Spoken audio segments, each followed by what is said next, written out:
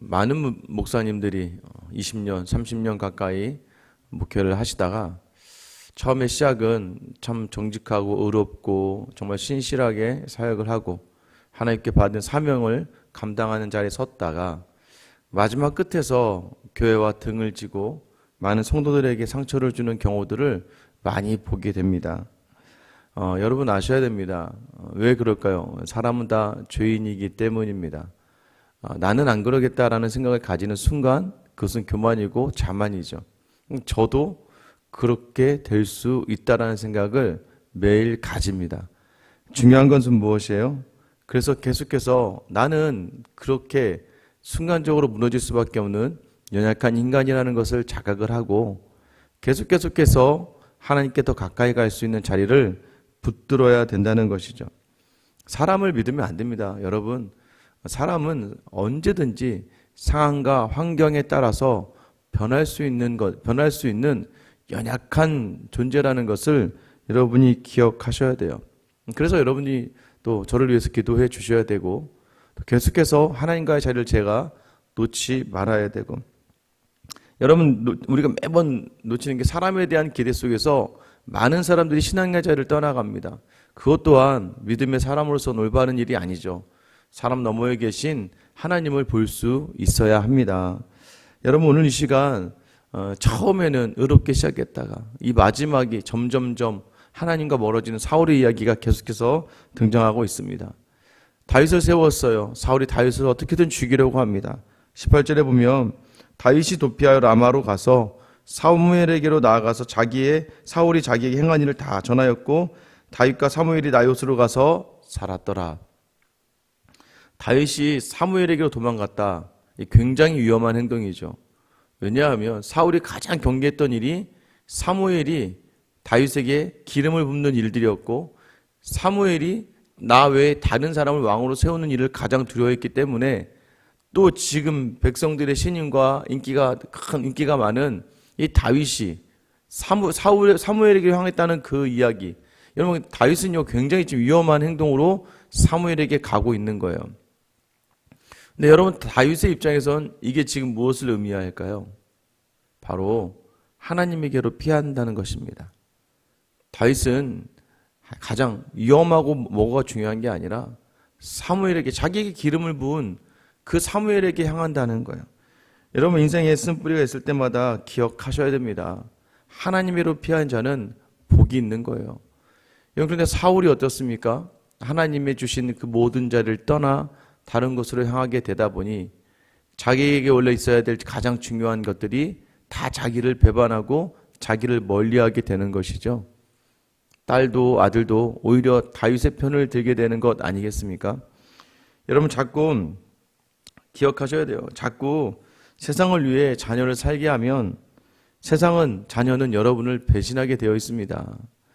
늘 하나님 안에서 하나님 보고 살아가지 않으면 모든 것이 우리를 배반하고 우리에게 쓴 뿌리를 경험하게 한다는 것이에요. 그래서 오늘 다윗이 보여주는 모습, 여러분 그래서 교회로 피하셔야 되고 성도에게 피하셔야 되고 여러분 하나님이 있는 곳으로, 그래서 이 새벽의 기도의 자리가 바로 우리에게 그런 자리가 아니겠습니까? 하루를 살다 보니 여러분 새벽 기도를 통해서 뭘 경험하세요? 내가 얼마나 연약한 존재인지를 알게 되잖아요. 이렇게 새벽에 기도를 해도 아침을 시작하면서 밤에 마무리할 쯤에는 완악한 나의 모습이 더 적나라하게 드러나지 않습니까? 잠시 괜찮았다가 기도할 때는 그런데, 근데 여러분 반대로 이거마저 없다면 어떻게 우리가 믿음의 자리를 지켜내며 살아갈 수 있겠습니까?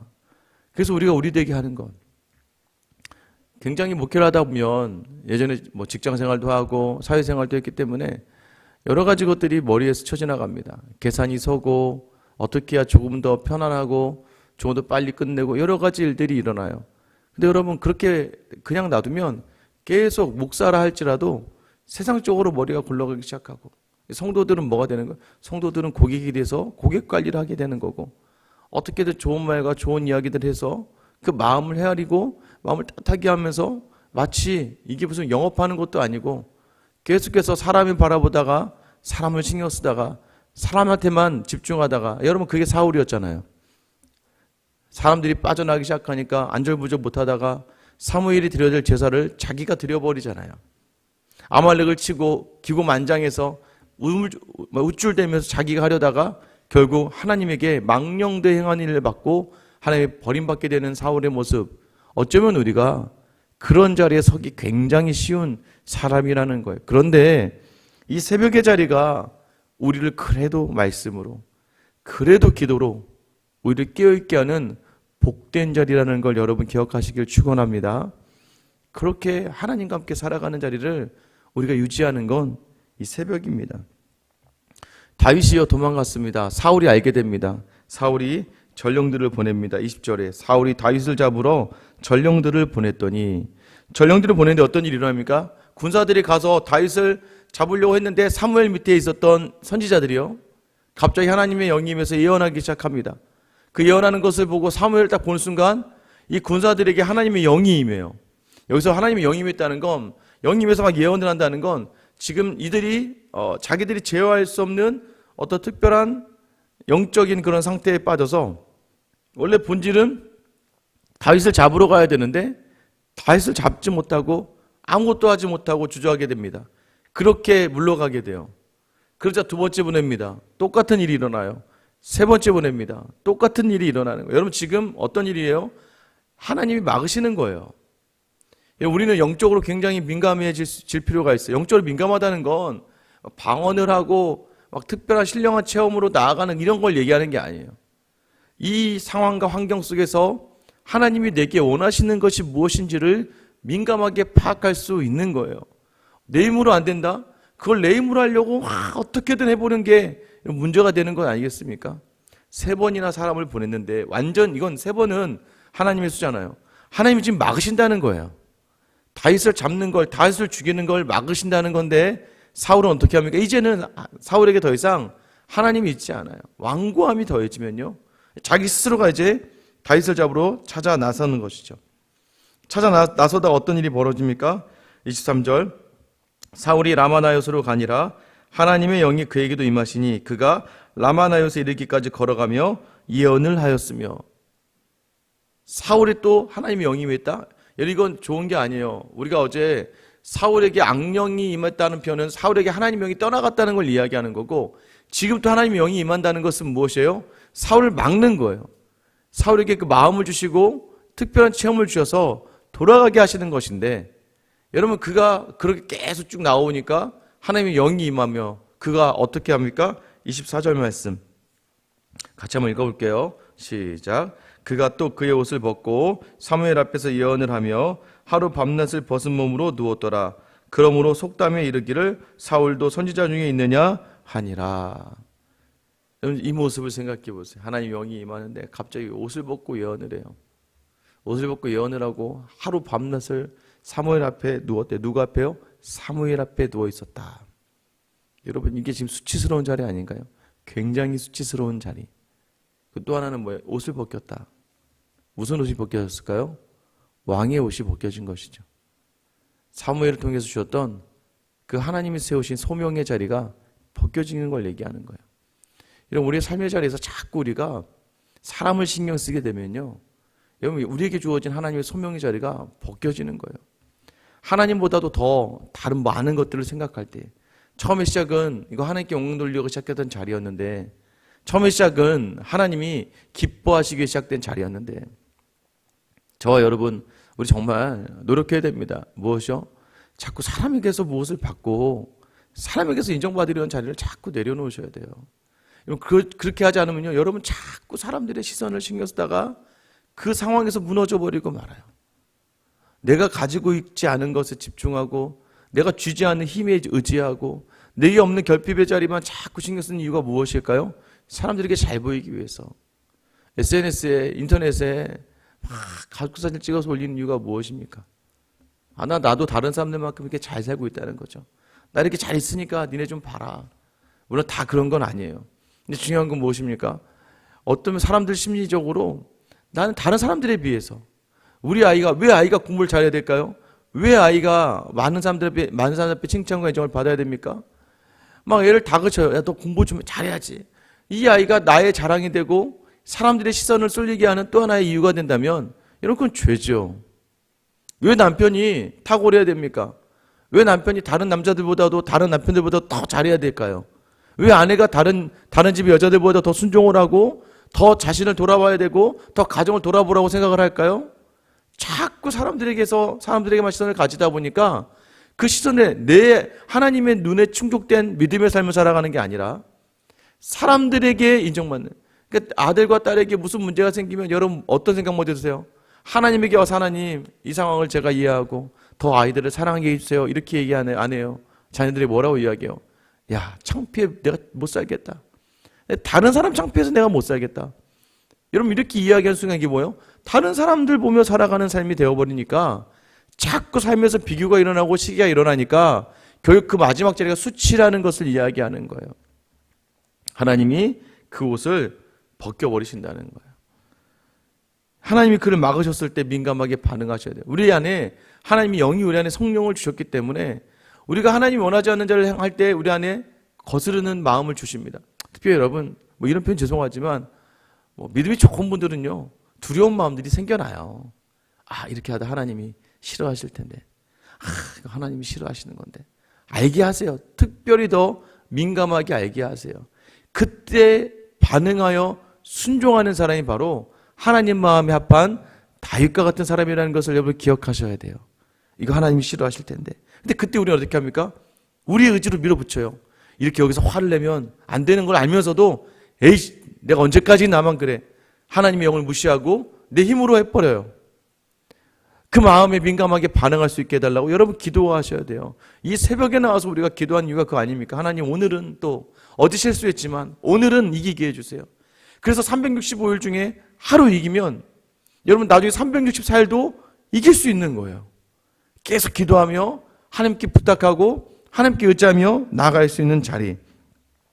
여러분 하나님이 없는 자리는 전부 다 하나님을 대적하는 자리예요. 맞잖아요. 하나님이 없는 자리는 하나님을 대적하는 자리입니다. 반대로 하나님을 붙드는 자리는요 하나님과 함께하는 자리예요. 언제 그게 가능합니까? 연약함을 인정해야 돼요. 제가 누누이 말씀드리잖아요. 국회의원들 예전에 막 화염병 던지고 자유를 위해 투쟁했던 그런 사람들이에요. 왜 투쟁했어요? 나는 너희같이 되진 않을 거다. 나는 너희 같은 정치는 안 될 거다. 근데 다 똑같잖아요. 지금 다 그러고 있잖아요. 왜 그렇습니까? 다 자기는 그렇게 되지 않을 거라는 교만과 자만이 있어요. 우리는 언제요? 사울이 자기가 베냐민 지파로 가장 작은 지파라고 여기는 겸손의 모습에 있을 때 하나님이 그를 왕으로 세워주셨고, 다윗이 집 안에서조차도 멸시당하고 좀 천대받았을 때 하나님이 그를 선택하셨어요. 무엇입니까? 나는 아무것도 아니라는 걸 인정하는 자리, 매일매일 나의 연약한 삶을 인정하는 자리에서 하나님은 우리와 함께 일하시는 줄 믿으시기를 바랍니다. 그래서 이 새벽이 바로 우리가 그 하나님을 찾는 거예요. 하나님, 오늘도 주님이 아니면 살 수 없는 자리에 있는데, 오늘도 주님이 아니면, 그래서 오늘 다윗이 사무엘을 찾아가잖아요. 모르겠어요. 세상 사람들 얘기하고, 야, 너 사무엘이 갔다 큰일 나. 사울이 알면 더 큰일 나. 딴 데 조용히 숨으면 모른 척 할 수 있겠지만 사무엘에 가는 순간 네가 대권에 도전하는 것처럼 느껴질 거야 라고 아무리 사람들이 아마 이야기했을 거예요. 주변에 있는 사람들이. 그러나 다윗에게 보이는 건 오직 뭐예요? 하나님밖에 보이지 않는 거예요. 지금 사무엘에게 향하는 자리가 하나님에게 향하는 자리거든요. 누가 뭐라고 해도 나의 주님, 나의 주인이 되시는 주님께만 향하는 이 자리가 여러분을 복됨으로, 여러분을 평안으로, 여러분을 기쁨으로 인도하는 자리인 줄 여러분 기억하는 이 새벽 예배가 되시기를 축원합니다. 구하셔야 돼요. 뭘 구하셔야 됩니까? 성령의 역사를 구해야 돼요. 성령 역사가 무엇이에요? 하나님, 어떤 행동의 순간에, 선택의 순간에 하나님이 마음을 막 주셔서 그 마음 주신 대로 또 순종할 수 있는 힘을 주셔서, 이게 뭐예요? 성령을 부어달라는 기도예요.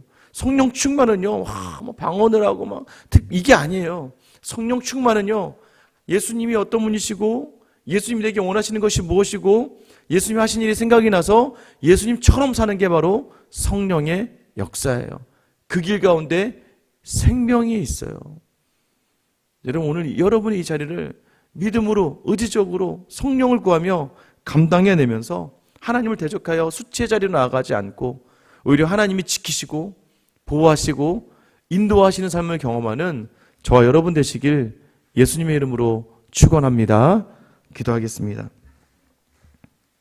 하나님, 오늘도 여전히 우리의 삶은 여전히 문제와 두려움과 염려에 그 모든 것들로 가득 차 있고, 하나님, 때로는 하나님, 내가 무언가 조금 하고 나서는 내가 무엇인가 된 줄 알며 생각하는 우리의 자만과 교만의 모습이 있음을 고백합니다. 하나님, 나는 저렇게 되진 않을 거야 하다가 그렇게 되고 많은 사람들처럼 우리의 모습이 여전히 내가 선 줄 알고 있다면 넘어질까 조심하며 두렵고 떨림으로, 주님, 나는 연약합니다. 주님, 나는 부족합니다. 주님이 함께하여 주시지 않으면 오늘을 살아갈 수 없사오니 주님, 이 연약한 종을 주님 붙들어 주셔서 오늘 하루 성령으로 부어주시고 충만하게 하여 주셔서 오늘 삶의 모든 자리자리에서 하나님의 이름을 드러내는 사람, 하나님의 기뻐하심을 감당하는 사람, 그 사람이 모두 우리가 되게 하여 주시옵소서. 하나님, 그래야 이 새벽의 자리에 나옵니다. 사람들의 시선을 신경 쓰고 사람들의 많은 걸 신경 쓰고 나온 자리가 아니라 오직 나의 위로가 되시고 힘이 되시는 주님 때문에 나왔사오니 오늘 시간 이 자리에서 주의 이름을 부른 하나님의 사람들에게 주님 함께 하시어 은혜로 성령으로 충만케 하여 주시옵소서. 오늘 하루 하나님을 대적하여 수치의 자리에 서는 것이 아니라 하나님과 동행하며 하나님을 기쁘시게 하고 사람을 기쁘게 하는, 하나님, 사람, 이웃 사랑을 감당하는 저 우리 모든 성도들 다 되게 하여 주시옵소서. 이 세상 끝까지 사람들의 시선에 의지하지 아니하고 오직 하나님의 시선만 담고 우리를 위하여 십자가에 달리신 우리 주 예수 그리스도의 이름 받들어 기도드립니다. 아멘.